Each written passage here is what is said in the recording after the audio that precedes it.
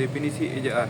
Ejaan merupakan suatu aturan yang mengatur suatu tulisan baik dalam penggunaan huruf, tanda baca, penulisan kosakata, dan bentukan kata, penulisan aksar serapan, afiksasi, dan kosakata asing.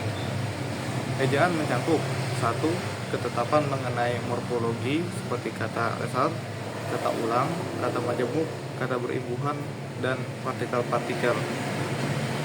Kedua, aturan mengenai cara menuliskan kalimat dan bagian kalimat menggunakan tanda baca seperti titik, koma, titik koma, titik dua, tanda kutip, tanda tanya, dan tanda seru. Ketiga, ejaan bahasa Indonesia terus mengalami perubahan, pengembangan, dan penyempurnaan yang dilakukan selama 114 tahun, terhitung sejak tahun 1901 hingga tahun 2015.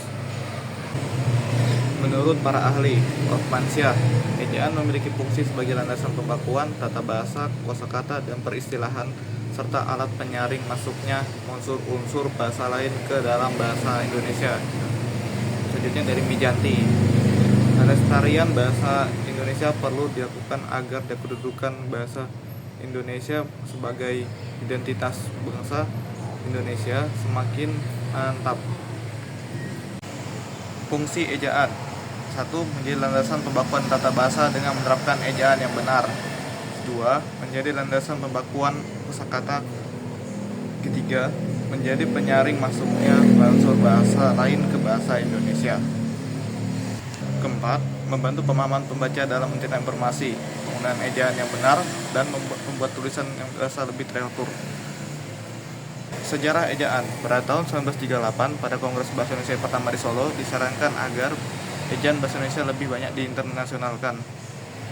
Kedua, pada tahun 1947, Suwandi, Menteri Pengajaran Pendidikan dan Kebudayaan pada masa itu, menetapkan dalam surat keputusannya bahwasannya ejaan bahasa Indonesia dengan maksud membuat ejaan yang berlaku menjadi lebih sederhana.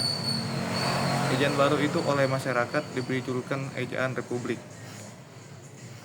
Pada tahun 1988, pedoman umum ejaan yang diformalkan PUI-EYD edisi kedua diterbitkan berdasarkan keputusan Menteri Pendidikan dan Kebudayaan Republik Indonesia. Untuk perbedaan EYD dan EYB bisa dilihat di sini.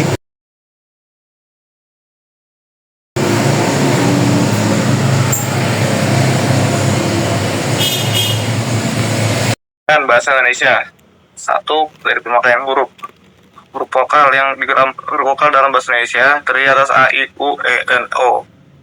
2. Huruf konsonan. Huruf konsonan dalam bahasa Indonesia terdiri atas 21 huruf.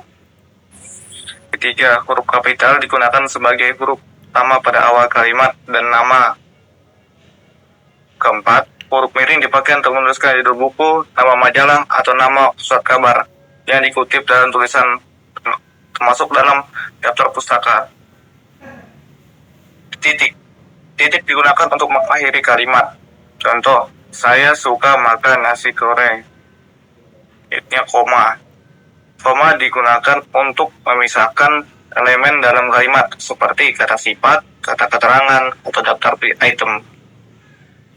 Contohnya, saya suka makan nasi goreng, bakso, dan rendang. Tanda titik koma. Tanda titik koma digunakan untuk memisahkan kalimat-kalimat yang berkaitan dengan alat namun memiliki makna yang mandiri. Selanjutnya ada titik 2. Titik 2 digunakan untuk mengawali ke daftar atau penjelasan lebih lanjut. Contoh, ia berkata, saya sangat senang dengan hasil ini. Selanjutnya ada tanda hubung. Tanda hubung digunakan untuk menghubungkan dua kata atau unsur dalam kata benda gabungan. Juga digunakan dalam kata kerja gabungan. Kesimpulan, penggunaan tanda baca yang tepat adalah bagian penting dari penulisan yang baik. EYD memberikan pedoman yang jelas untuk penggunaan tanda baca dalam bahasa Indonesia.